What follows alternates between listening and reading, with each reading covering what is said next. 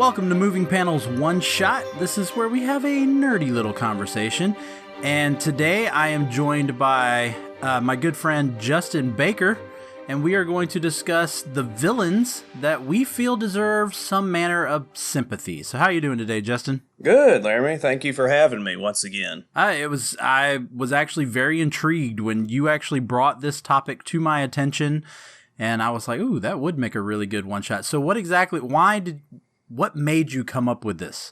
Villains always just have, a soft spot, I think, in everybody's hearts, and Star Wars, it's not really Luke Skywalker, who's everybody's favorite character. It's Darth Vader, Chewbacca, Boba Fett, to each their own. So, but it's just an interesting, I guess, thing to have a villain who's not just, I want to take over the world because...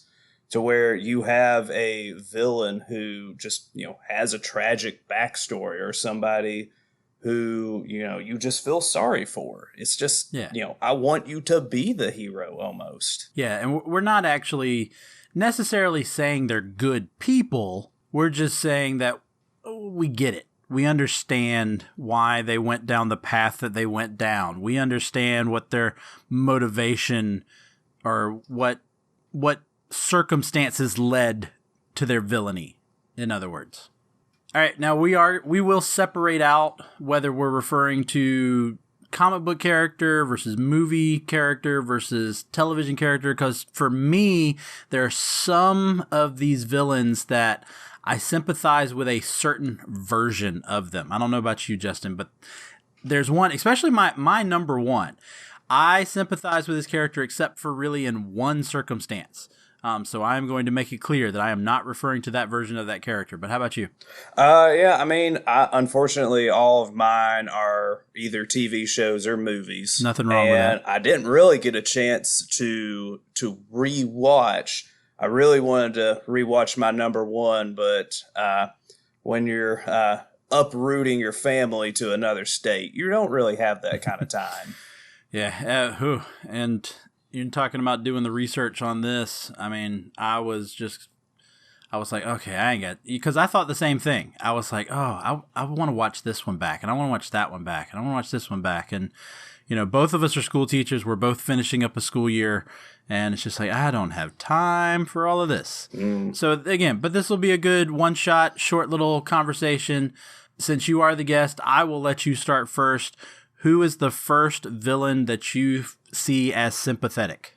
I would have to go with Mr. Freeze from the Batman animated series. I agree. What? Not the Arnold Schwarzenegger version. No. This is the one I was talking about earlier.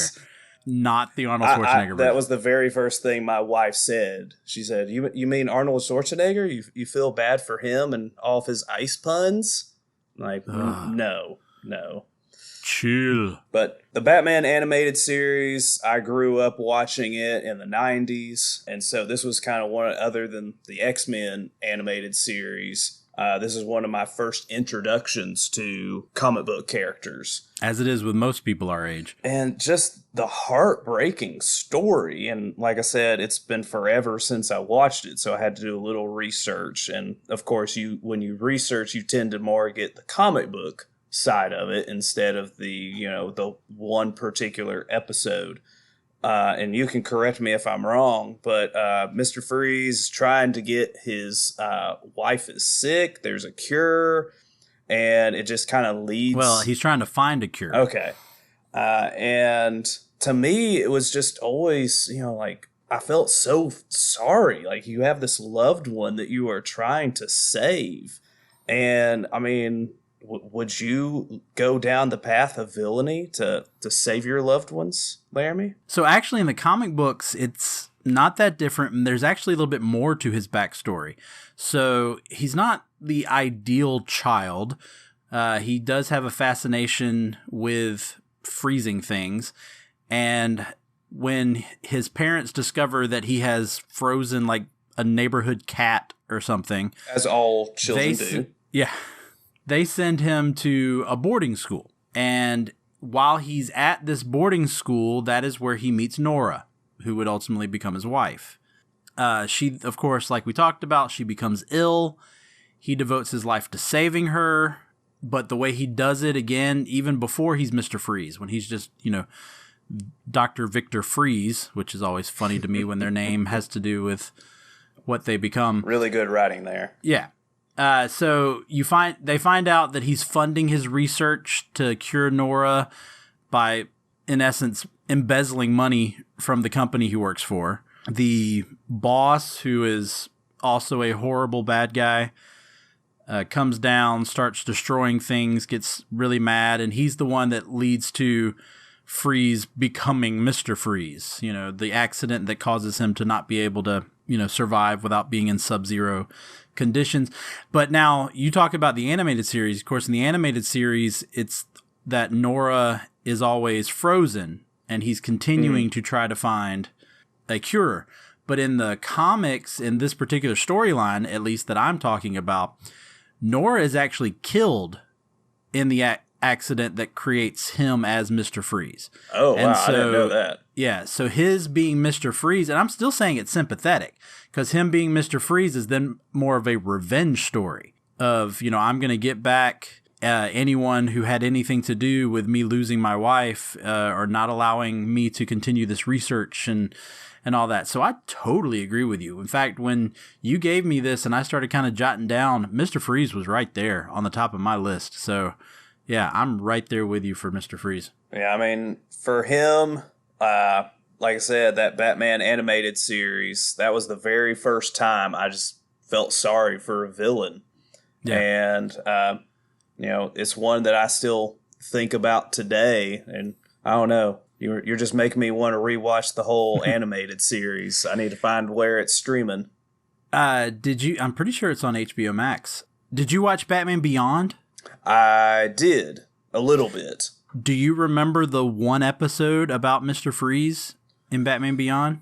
Not off the top of my head. So, and again, it's been a while for me, so, nobody condemn me for not remembering this entirely correctly.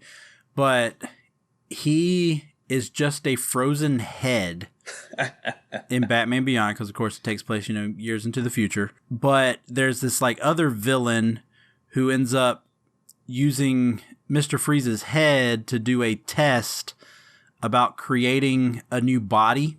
And so in essence, they bring Mr. Freeze back and bring him back to where he doesn't have to be in the suit. He can just go about and live his life.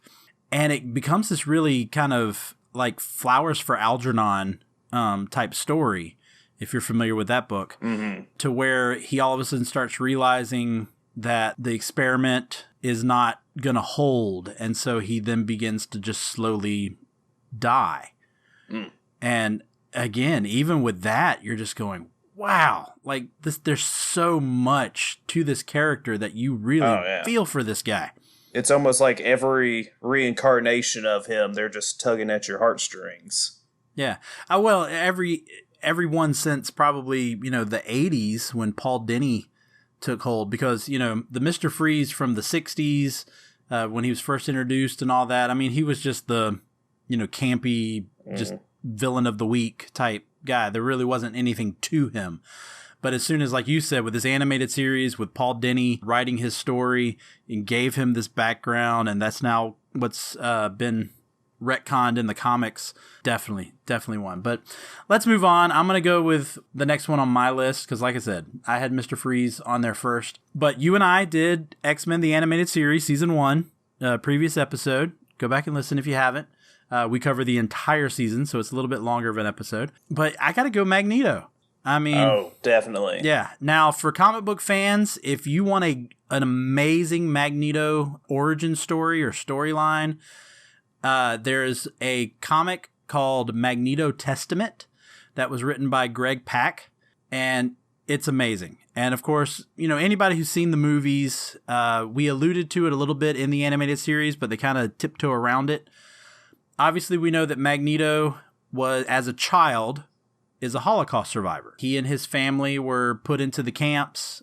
He was separated from his family. In this version that Greg Pak wrote, he's actually forced to witness the execution of his parents.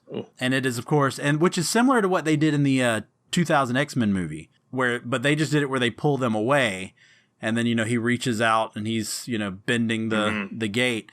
And it's at that point when his parents are killed that his powers do manifest. And of course, Magneto then, as he gets older, and as the movies have also alluded to, he wants to not have who he now looks at as his people, the mutants. He doesn't want to have them go through the same hardships, the same burden that the Jewish race did, that he experienced as a child. He doesn't want to see the mutants fall under the same thing that the Jewish people did during the Holocaust. And, it was very fitting. I mean, the X-Men, of course, were created right around the Civil Rights Movement. And, Stan Lee has never been shy about that's exactly what the X-Men were supposed to represent, was just our acceptance of others. And I mean, I can't, you're a history guy, so you can probably speak on this. Oh, yeah. I can't help but talk about that Professor X and Magneto is Martin Luther King and Malcolm X. Oh, yeah. That was the whole thing that drove me to the X-Men and loving them. But the incarnation of Magneto really stands out to me is First Class Magneto from the movie. Just how they really, I don't want to say drug out, but the longer extended kind of origin story of him with Kevin Bacon's character, being tested trying to on. move. Yeah, that just really, I was on the edge of my seat, that whole, scene in the movie.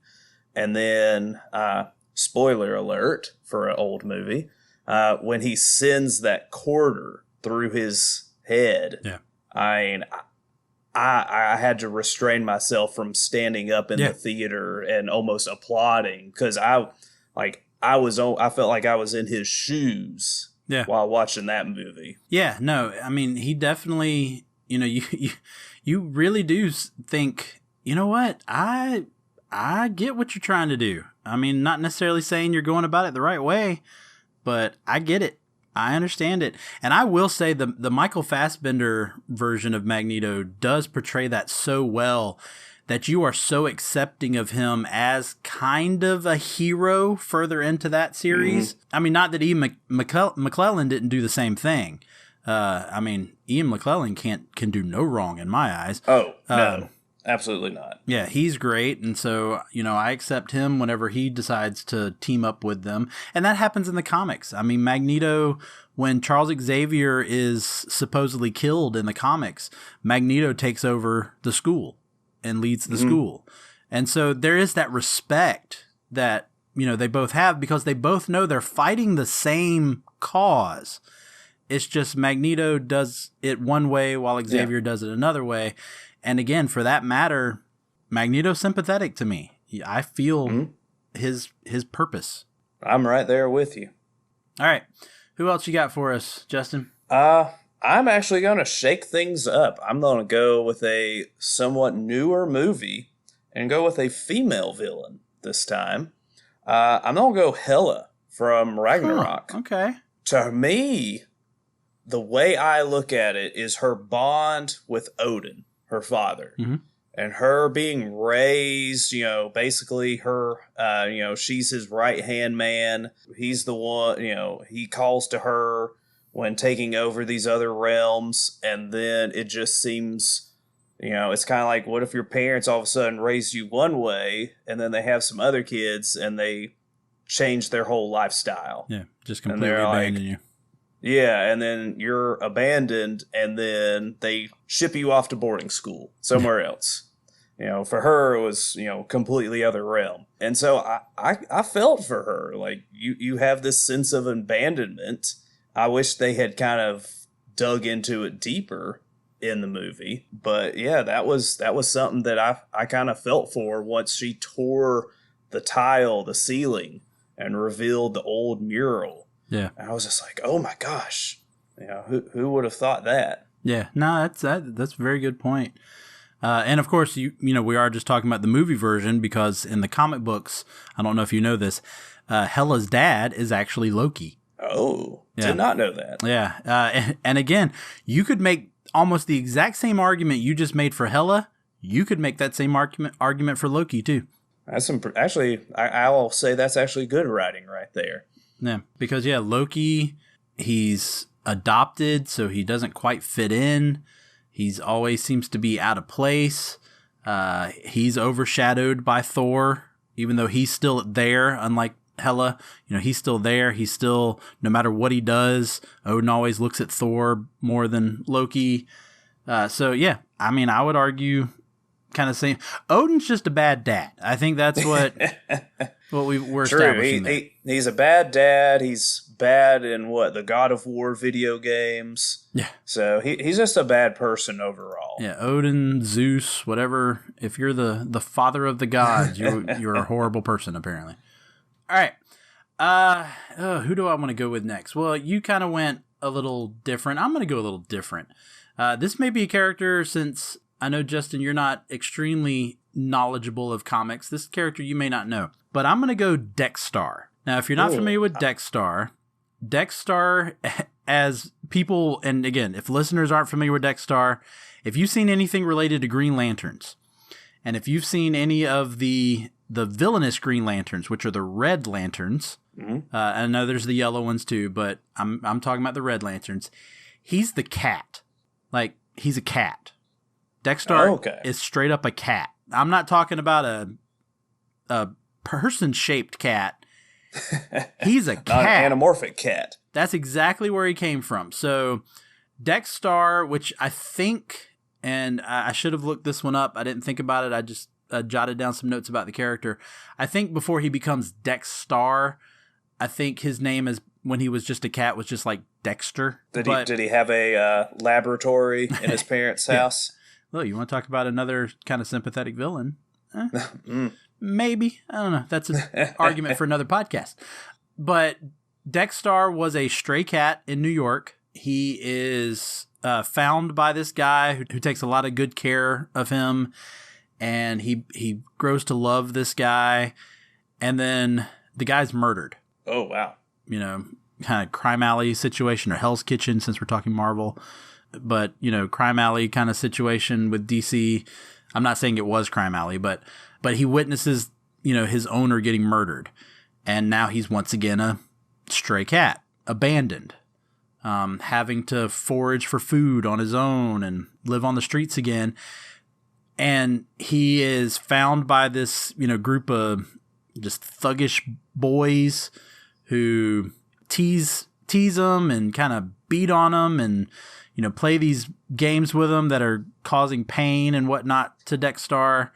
And ultimately, they've beat him to within an inch of his life, and then they throw him off the Brooklyn Bridge to watch him, fall to his death. And it's while he's falling that the red ring, which the red ring is rage, a red ring finds him. He turns into a Red Lantern, and then he gets his revenge on those guys. Oh, I bet. And I mean, just slaughters them. And so, even though he's not a character that goes into a lot of depth in the comics, and again, most people haven't heard from him, when you read that story, you just go, man. I mean, I'm not even that big of a pet person. I mean, I have a dog, and I have some fish, but I'm not a big of a pet person. But I mean, you just don't treat animals like that. And then just imagine if the animal could, could fire back. I mean, my dog's in the other room right now, and you're making me want to go hold him. Yeah. So again, Dexstar, maybe my little, dark horse in this list, but I had to include him. That's a very good one. Yeah, I hadn't heard that one before. You got another one? So are we on to number 3? I'm going to stick with my wild cards here. And I'm going to go with, now the comic book version's a little different, but I'm going to go with Ava Starr Ghost from Ant-Man 2. Okay. Ant-Man and the Wasp? Yes. Yes, Ant-Man and the Wasp. I will say I wish her story her backstory was a little longer in the movie. I felt like it was just a little blip of exposition. There was a lot going on in that movie. There was so much in that movie, and I might be one of the few, but I actually don't like Ant-Man and the Wasp.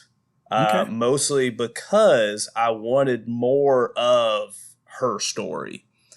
That was just very interesting to me, that Hank Pym, sends her dad packing, so he's going to continue his research, and he's not doing it in the best of conditions. And when things go wrong, she's going out to see what's wrong with her dad, make sure everything's okay with him. And so it's nothing that she's done. She's just a loving daughter at that moment, going to check on her dad. And, all she knows is Hank Pym's the bad guy. He's the one who fired her dad. And now she's basically slowly dying, kind of like how you were talking about with Mr. Freeze. Yeah. And so she's kind of trying to find whatever's going to allow her to live. Yeah. Yeah, all of her villainy is anything she has to do to survive. And that was my big complaint with the movie was I wanted more of her backstory. And I'm sure you know more of the comic book version. Actually, she's a character I don't know a lot about. Oh, no. Yeah. Well, you got to remember, I'm a bigger DC guy than I am Marvel. So. I know. I look forward to our podcast together because, as a fellow teacher, I love to learn. Yeah. I'm going to hit this. This will be my last one. We can hit some kind of quick ones towards the end, but this will be my last big one. As anyone who's listened to this podcast knows, anyone who knows me knows, I'm a Superman fan. And so I have to include the Injustice Superman on this. So, of course, the Injustice Superman is a villain. And even though the video game doesn't quite get into it as much, the comic version of Injustice is just heartbreaking. So, for those of you who don't know the story, in the Injustice storyline, Joker decides, you know what, I'm kind of bored with Batman. I'm going to go mess with Superman for a while. He kills Jimmy Olsen, just straight up kills Jimmy Olsen, Superman's pal, Jimmy Olsen. He's just wreaking havoc on Metropolis. Superman goes to confront him, and Joker ends up using some of Scarecrow's fear toxin. And what ends up happening is Superman then thinks that Doomsday has appeared. And so Superman starts to fight Doomsday. And he grabs Doomsday, flies straight up, going into outer space. Meanwhile, Batman has figured out what Joker's plan is and everything. He's trying to get to Superman. Superman's just dead set on, I've got to stop Doomsday. I've got to stop Doomsday. And then Batman's pretty much yelling at him saying, you got to stop. It's not Doomsday. It's not Doomsday. And then finally, Clark comes to his senses and realizes it's Lois. And he has just murdered the love of his life, Lois Lane. And on top of that, we discover that Lois was pregnant. Ouch. Yeah. Yeah. And on top of that, oh no, Joker had it rigged that the moment that Lois died, a nuclear bomb would go off in Metropolis. Oof. And so straight up destroys Metropolis, killing everyone that Superman, has been friends with, has saved, the people he protects on a daily basis, wipes out Metropolis. And so, needless to say, Superman snaps. And rightfully of course, so. there's the famous panel of Superman getting to Joker. Batman's, telling him, pretty much like, don't. And then there's the famous panel of just Superman's fist just going straight through the chest of Joker. And that, of course, sets up that Superman is now the villain. He is now going to, he feels the only way now to protect the world is to pretty much bring an end to all violence in a very, Man of Steel. So a very steel fist manner, Mm-hmm. Hey, we're going to get rid of nuclear bombs. We're going to get rid of any of this, bickering in the borders. And if you don't, I'll straight up murder you. Oh. That way I'll put an end to it. But again, the way that happens, can you blame Superman for snapping? Oh, no, Absolutely not. I mean, you wouldn't even had to have gone to the nuclear bomb to make me snap. Oh, I agree. I mean, make me find out that I somehow murdered my wife. That'd be enough right there. Ooh, yeah, totally. I mean, that's even though I know that storyline, that one just still gives me chills hearing it. Yeah. All right, give us your last big one, and then we'll see if maybe we can just name a few that we didn't have time to talk about. I feel like nothing's going to live up to that one. The last one I had Magneto as well. From X-Men Origins was my kind of thing, or First Class. My last one was Killmonger from Black Panther. You know, that's the one that my wife actually, when I asked her to get some ideas, that was the one she came up with. Just the sense of betrayal in there. It's just how he's felt like he's just been betrayed by his family. Mm-hmm.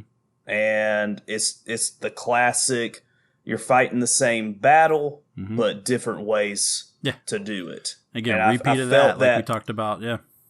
And I really felt that kind of Magneto, Charles Xavier battle going on with Killmonger and just T'Challa mm-hmm. going on there. No, I agree. I mean, you're looking at, his dad, he believes, has all these great intentions, and then his dad is just straight up betrayed by someone that he should have trusted. And, of course, it puts that into Killmonger to, why should I trust anybody? Why should, mm-hmm. This is something that was taken from me, that was taken from my family, and I'm going to take it back. So, yep, I agree. All right, let's just hit a few, not go into great detail. I got a few more on my list. I do want to bring this one up.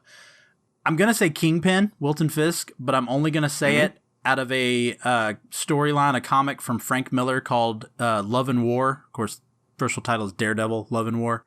But that one's a great one. It kind of that Mr. Freeze idea. It's him trying to save the life of his wife, but it's got a little twist at the end that I'll leave for people who want to read it. But I'm going to go with Kingpin. Alfred Molina's version of Dr. Octopus in Spider-Man 2. Mm-hmm. I think he's one of the most detailed and one of the best written and acted villains in a comic book movie. Very underrated. There. You know what? I threw Harley Quinn on my list just because the way the Joker treats her, it makes her feel so worthless that she feels like she mm-hmm. always has to be at his side. So throwing that one out there. Going back to the Spider-Man movies, Sandman in Spider-Man 3. True. Very sympathetic villain. Again, he becomes a thief. About it, yeah, it's the dad and the daughter thing. He becomes a thief to save his daughter.